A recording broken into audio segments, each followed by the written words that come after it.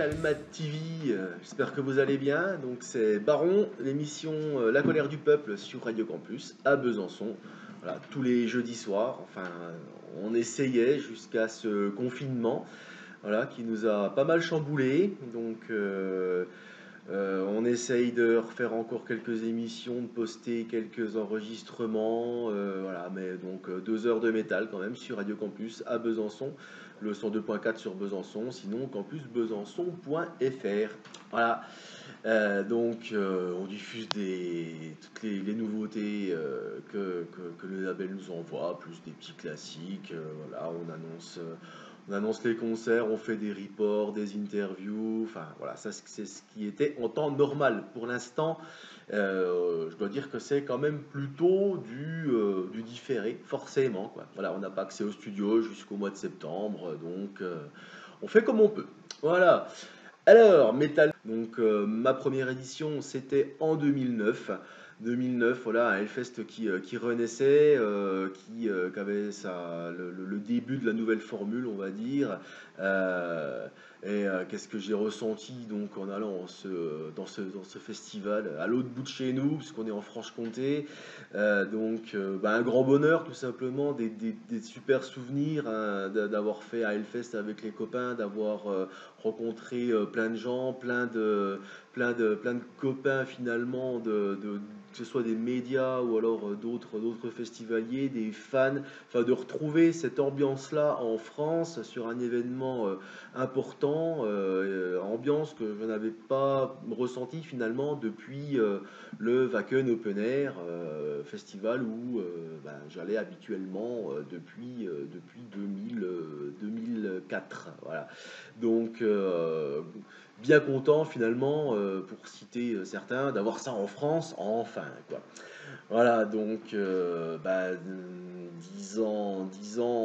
11 ans plus tard, quoi, du coup, des Hellfest tous les ans, des énormes concerts, des circles pits gigantesques, une ambiance de folie, une ambiance, voilà, toujours à la rigolade, toujours détendu,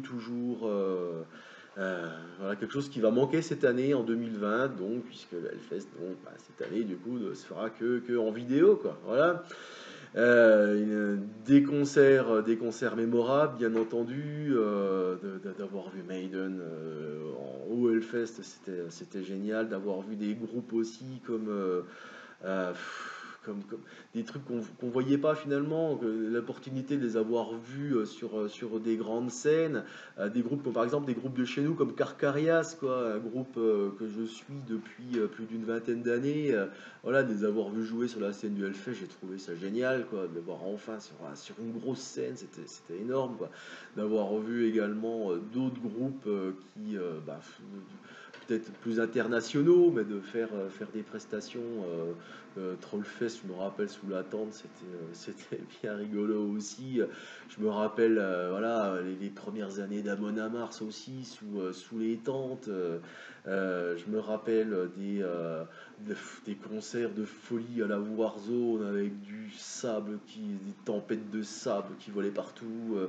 Et puis d'avoir vu également quelque chose de marquant, la première année où, l'année après le décès de Lemmy de Motorhead, d'avoir vu cette grosse statue de Lemmy en plein milieu de la Warzone, enfin, c'était un moment émouvant, quoi. Donc, voilà, quel bon souvenir finalement dans ce Hellfest, une occasion finalement aussi de retrouver un peu tous les copains, des personnes qu'on voit pas forcément le restant de l'année. Je pense entre autres à Metal Mat TV, je pense aux autres collègues animateurs de médias sur d'autres régions, que ce soit en France ou en Belgique ou même ailleurs, voilà, de les revoir finalement. Le Hellfest, c'est l'occasion de revoir un petit peu les potes qu'on ne voit pas tout au long de l'année.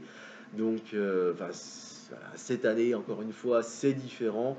Ce qui va manquer le plus, eh ben, évidemment, c'est les concerts, c'est l'occasion de découvrir des nouveaux groupes, l'occasion de passer, 3 jours à se déconnecter, de notre vie, quotidienne pour pouvoir, se mettre en mode festival et puis vraiment, revoir, tous les copains du Hellfest dans une ambiance où on est là pour s'amuser, pour faire la fête, pour découvrir des groupes, pour profiter voilà, d'écouter de la bonne musique, de prendre le temps finalement, même si c'est compliqué avec tous ces concerts sur toutes les scènes en même temps, des fois de faire des choix, mais voilà, c'est quelque chose qui va manquer cette année, de retrouver cette ambiance avec tout ce décor qui est mis en place pour vraiment nous faire changer l'univers pendant 3 jours, de pouvoir déambuler dans le bois du Muscadet sous les nouvelles structures que le festival a mis en place,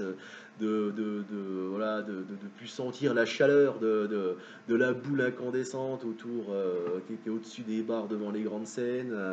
Voilà, on aurait peut-être pu avoir un beau feu d'artifice comme celui qu'il y avait eu également pour les 15 ans.